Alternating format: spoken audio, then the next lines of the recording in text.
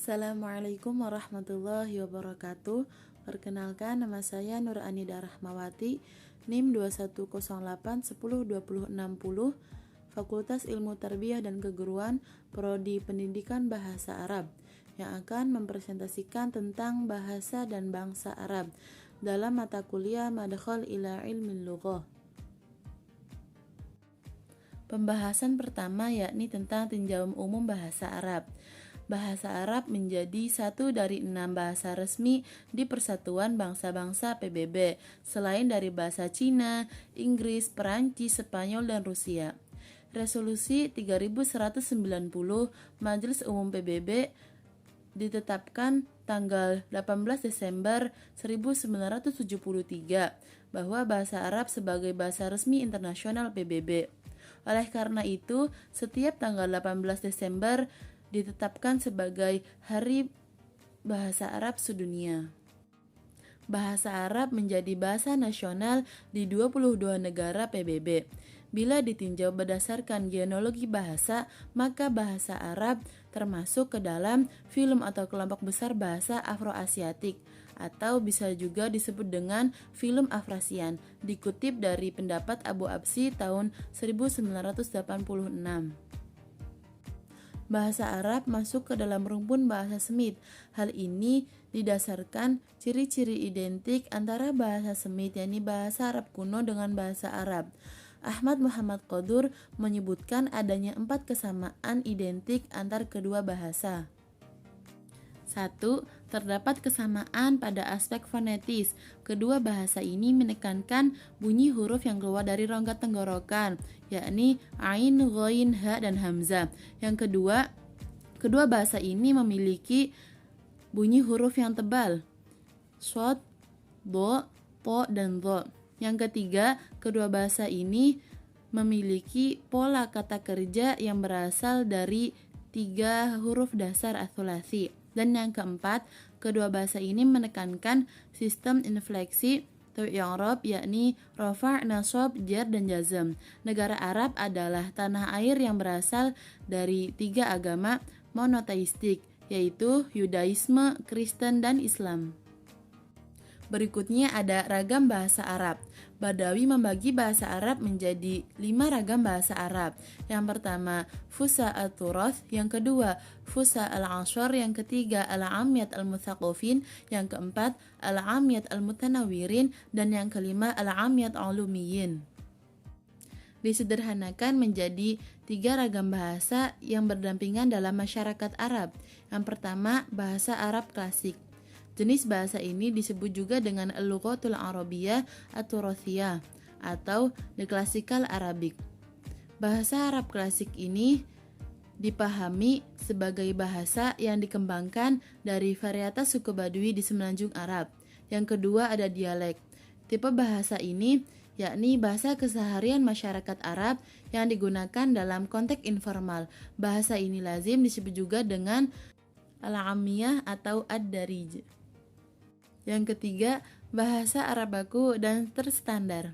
Bentuk bahasa Arab yang merujuk pada jenis bahasa yang telah terstandarisasi dan baku secara penggunaannya oleh penutur bahasa Arab dan digunakan di kalangan penutur bahasa Arab terdidik dalam situasi formal seperti pendidikan dan kegiatan literasi.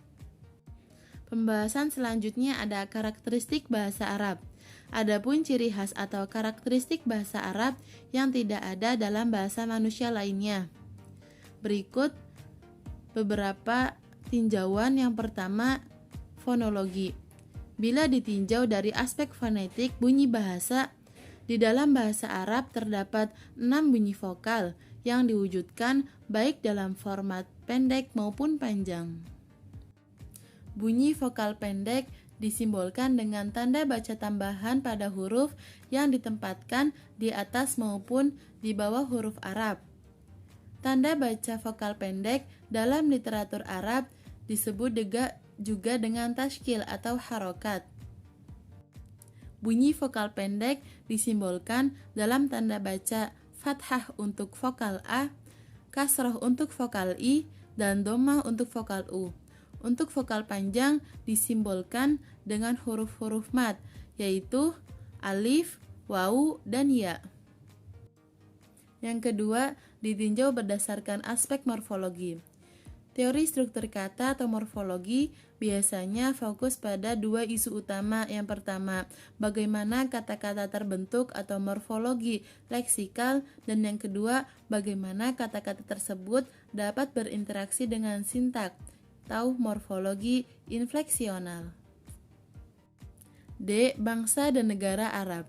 Bangsa diartikan sebagai satu kelompok masyarakat yang bersamaan dengan asal keturunan, adat, bahasa, dan sejarahnya, serta berpemerintahan sendiri. 2. Golongan manusia, binatang, atau tumbuhan yang mempunyai asal-usul dan sifat khas yang sama. Yang ketiga, kumpulan manusia yang terikat karena kesatuan bahasa dan kebudayaan dalam arti umum, dan menempati wilayah tertentu di muka bumi. Adapun negeri diartikan 1. Tanah atau tempat tinggal suatu bangsa, 2. Kampung halaman, tempat kelahiran, dan 3. Negara, pemerintah. Adapun pembagian bangsa Arab dan negeri Arab. Menurut perspektif sejarah, bangsa Arab terbagi menjadi 3 kelompok besar yang didasarkan kepada periodisasi kemunculan. Yang pertama, Arab al-Ba'idah. Dari bangsa Arab yang telah punah, di antara bangsanya yakni ada bangsa Ad, Samud, Sam, Jadis, dan Amalika. Semuanya merupakan keturunan dari Syam bin Nuh alaihi salam. Yang kedua, Arab al-Aribah atau Mut'aribah. Secara kebahasaan, Arab al-Aribah berarti Arab murni atau asli, yang dimana kelompok masyarakat Arab ini memiliki garis keturunan dari Yasjub bin Ya'rub bin Qahton, atau dikenal juga dengan Arab Qahtoni, memiliki garis keturunan Himyar yang berasal dari negeri Yaman. Yang ketiga, Arab Musta'ribah. Kata Arab Musta'ribah mengandung arti Arab campuran. Kelompok ini memiliki keturunan dari Nabi Ismail alaihissalam dan Nabi Ibrahim alaihissalam, atau yang dikenal dengan Arab Adnani yang berasal dari negeri Hijaz. Berikutnya, pembagian negeri Arab. Negeri Arab berdasarkan terminologi bangsa Romawi dibagi dalam 3 kawasan yang mencakup wilayah yang lebih luas dari istilah semenanjung Arab. Yang pertama, Arabia Felix atau Beata atau Al-Arabiyah As-Sa'diyah. 2. Arabia Petraea atau Al-Arabiyah As-Sakhriyah atau Al-Hajariyah. Dan yang ketiga, Arabia Deserta atau Al-Arabiyah As-Sakhrawiyah. Dan yang terakhir, tentang sebaran penutur bahasa Arab. Menurut Ridho, tahun 2019 memperkirakan bahwa jumlah populasi penutur bahasa Arab seluruh dunia tahun 2020 sebanyak 420 juta orang. Dari sekian negara penutur bahasa Arab, Mesir merupakan negara yang terpadat, sedangkan Comoros adalah negara dengan jumlah penduduk yang lebih sedikit. Mayoritas penduduk di negara-negara tersebut beretnis Arab, tetapi ada pula kelompok etnis besar lainnya seperti Berber dan Kurdi. Sekian pemaparan materi yang bisa saya sampaikan, kurang dan lebihnya mohon maaf. Syukron. Wassalamualaikum warahmatullahi wabarakatuh.